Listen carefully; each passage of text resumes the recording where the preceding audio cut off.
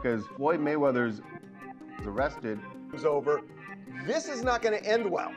This will not end well. Help himself. He had to crawl under his rock, out of his rock, and make some noise.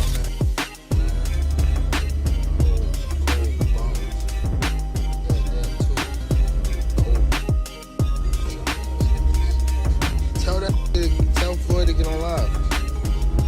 Tell him show where he at. He owe them people over in Dubai that money. Tell him to get on live right now. And he owe people in Saudi Arabia money too. Broken. Out here scamming people. Boxers have responded to Floyd Mayweather's alleged arrest by suggesting he may be struggling with no longer being in the spotlight. Many believe Floyd cannot handle not being the center of attention, and his recent actions appear desperate. Oscar De La Hoya commented that Floyd might be seeking attention or even money, citing how frequently he tries to make headlines. Several believe Floyd's behavior reflects difficulty letting go of fame. Mayweather has also been tied to a reported $42 million scam involving a questionable investment scheme. Reports say he promoted fraudulent ventures to fans and investors, raising doubts about his financial stability and suggesting he's chasing money and attention through risky means. With Floyd, Canelo, Instagram, what's up with all that stuff? Yeah, no, I mean, obviously, you know, he tried to steal somewhat of Canelo's thunder. He couldn't help himself. He had to crawl under his rock, out of his rock, and make some noise. But look, he's retired. I mean, either he's hurting for attention or he's hurting for money. And you know, we strongly feel that, look, Canelo's the man right now. He's the highest paid athlete in the world, and then we move on and we go forward and we continue with our business. Floyd Mayweather openly criticized the concept of loyalty in boxing, expressing his disappointment with fighters he once helped elevate. He highlighted how these same athletes now speak poorly of him, despite the support he offered during their rise. He specifically called out Oscar De La Hoya, accusing him of being disloyal after benefiting from Floyd's mentorship and influence. Absolutely. But it's so crazy. When we talk about loyalty in the sport of boxing, when we talk about loyalty, when you look at Canelo, there's Steven Espinoza and the Showtime team let this, and myself, we helped build this guy up. He was fighting on my undercard. He was the co-main. We helped build this guy up. And you know what Oscar De La Hoya do? You know what Mr. Loyal Oscar De La Hoya do? I'm sorry, Mr. Disloyal Oscar De La Hoya do? He take him right over to HBO and cut a deal with HBO. And when he cut the deal, he got money, but I bet Canelo didn't see none.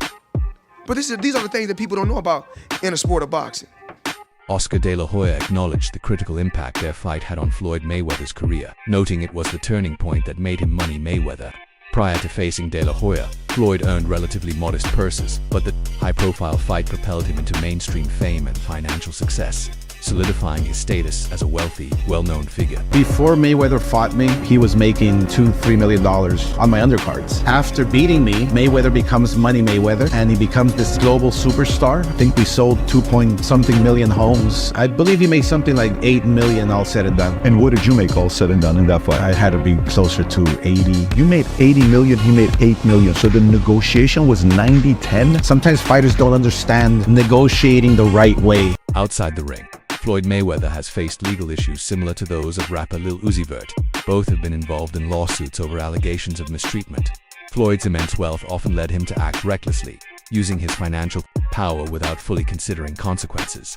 This careless behavior has repeatedly landed him in legal trouble. Peace, y'all. It's your boy Johnny Fastlane here with allhiphop.com. So the situation is crazy, man, because Lil Uzi Vert and Floyd Mayweather are being sued for an assault that happened last June in New York, right? The whole situation is that the person that's suing them says that he saw Floyd Mayweather's truck and he went across the street while he was filming to get some footage of it. And basically the whole money team, you know, Floyd Mayweather's team and Lil Uzi Vert came out of the truck and beat the crap out of him, right? It's crazy as hell because Lil Uzi Vert responded and he said that he don't even know Floyd Mayweather. He was not there and you guys got the wrong person, right? I've never seen Mayweather and Lil Uzi Vert in the same place together at all ever, and I'm guessing that it's probably somebody from Mayweather's team that kind of looks like Uzi, right? Either way, man, Uzi is wrapped up in his lawsuit. We'll see if they take his name off of it once they figure out what's going on. But yeah, let me know what y'all think about this in the comments. Floyd Mayweather and golf legend Tiger Woods were both involved in a lawsuit accusing them of stealing jewelry from a shop. This incident intensified public concern over Floyd's financial ethics, adding to a growing narrative of him flaunting wealth while struggling with transparency and integrity in his financial dealings. So have you heard about the $4 million RICO lawsuit that Floyd Mayweather and Tiger is being hit with? Wow. So apparently it's over some stolen jewelry and, or at least allegedly, and the entire story is pretty crazy, and the fact that they're calling it RICO is pretty wild as well, because apparently there was some type of, at least what is being alleged, some type of scheme set up and ran by these celebrities in order to get away with taking free jewelry off of jewelers. So seems like Throughout his career, Floyd Mayweather has been determined to uphold the image of Money Mayweather.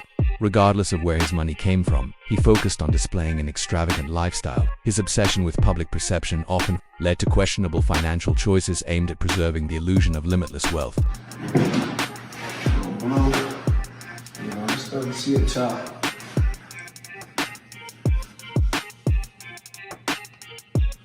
Yeah, so we got choices. Red, as you guys can see. Come on, follow me. Come on, let's go around. We got the choices. The original McLaren, as you guys can see. We got the Aventador. We got the Dawn. We got the Bentley. Another Rose. Another Rose. Spirit of Ecstasy. Come on up. We got tours. The family. Another Lambo.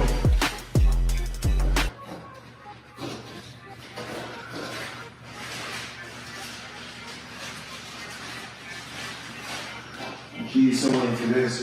I see some keys right here. Oh, we got some keys right here. So,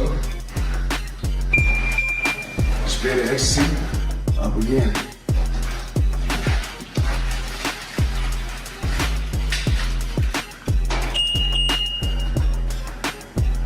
Up again. See the seats.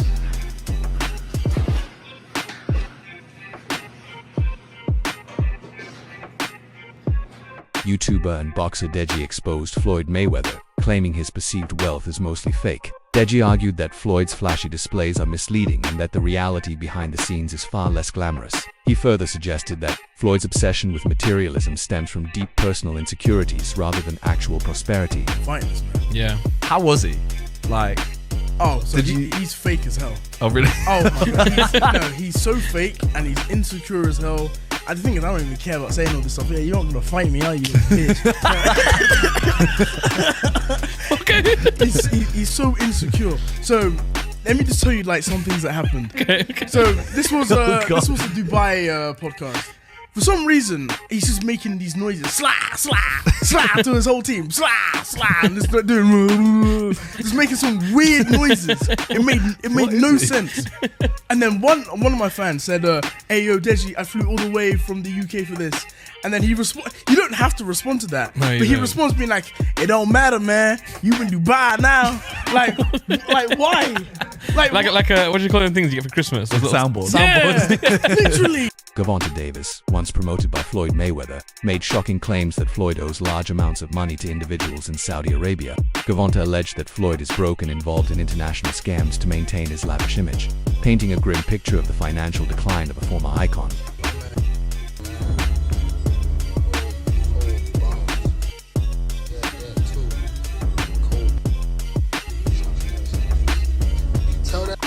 Tell Floyd to get on live.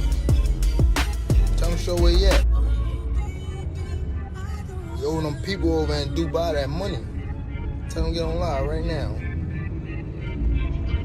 And he owe people in Saudi Arabia money too.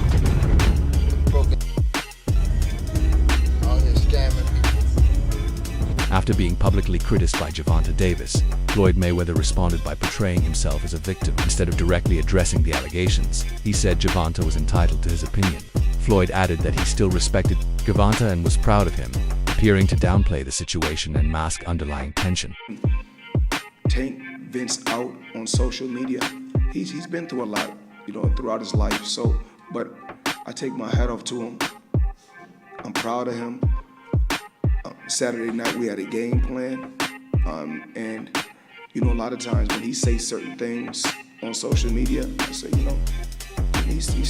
to me he's still a kid. And when I was that age, I probably would have did the same thing.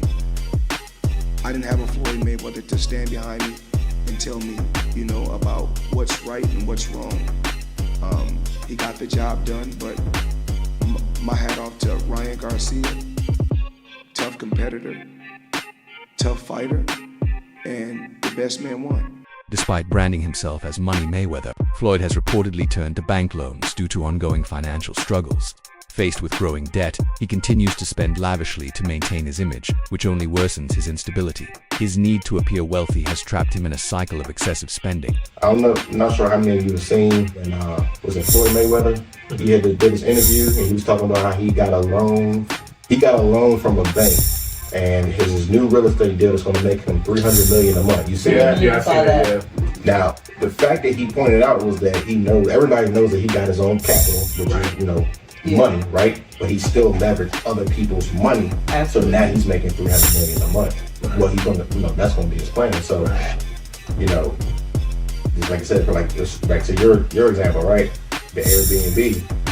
You get a place. I mean, there's a couple ways to do Airbnb. Yeah. You can do it to where you're, what's it called, subleasing, something like that. Yeah, subleasing. Mm-hmm. You don't technically own it, but the landlord's okay with it, or you didn't actually buy it. But in a situation where you're buying it, does cost money to fix it up, right? Right.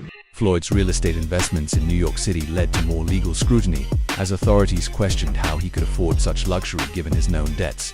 His lavish lifestyle conflicted with his tax records, revealing large unpaid IRS liabilities. Logan Paul also accused Floyd of not paying him for their fight, and UFC's Dana White clarified that, as the promoter, Floyd was solely responsible for fighter payments, further exposing issues in his business conduct.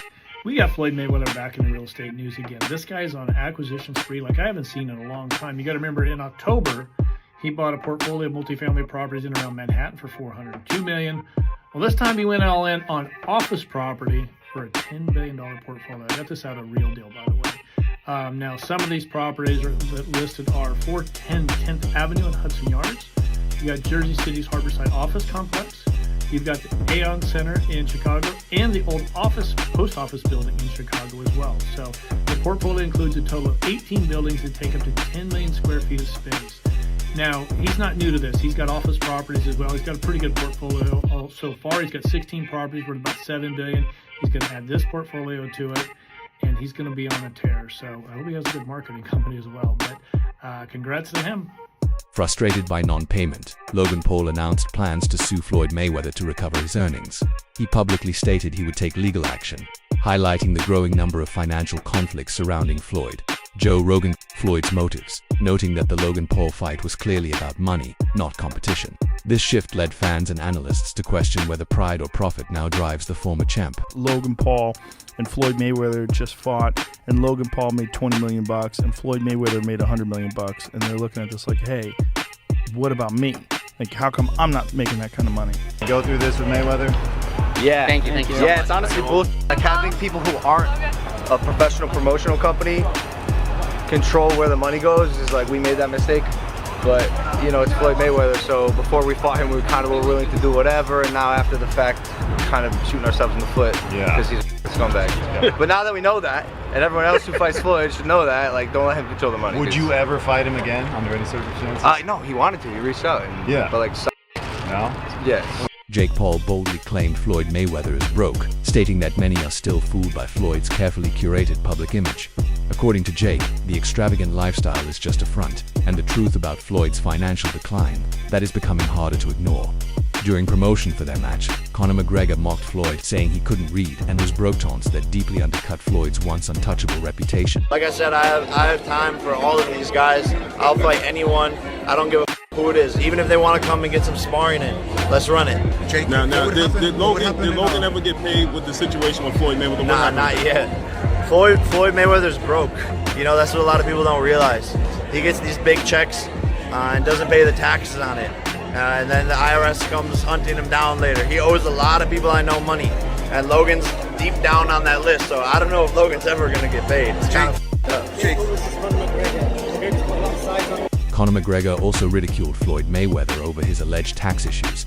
By pointing out Floyd's financial struggles, McGregor fueled suspicions that Floyd's wealth is far less stable than it seems. This added another layer of public embarrassment to Floyd's already growing financial troubles. Great. I feel good, training hard. Did Floyd not take out his own jets? You know what else he got? And he got tax problems. That's heavy. That is heavy.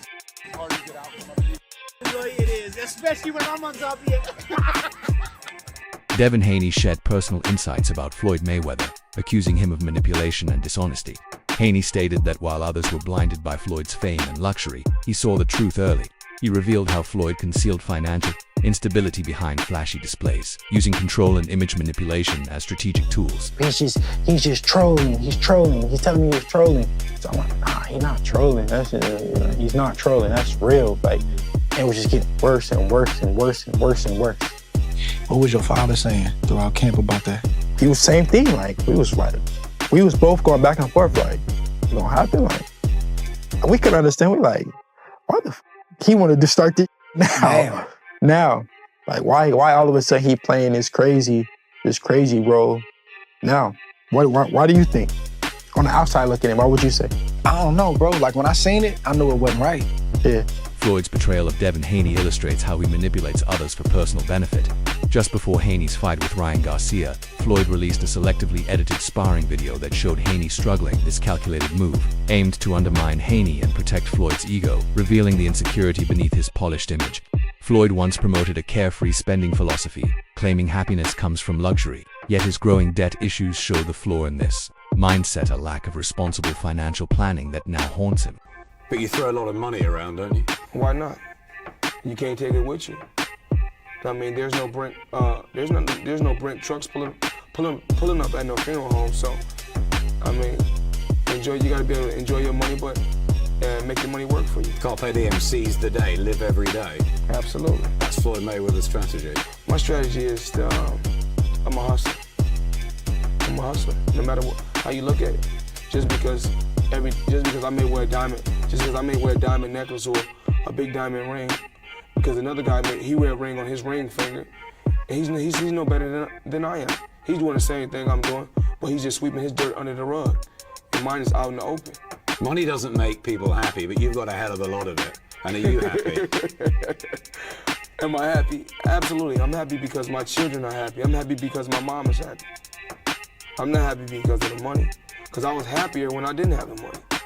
In 2021, Floyd faced another scandal when Miami-based jeweler Leonard Sulamanov accused him of owing nearly $4 million for luxury watches and diamonds.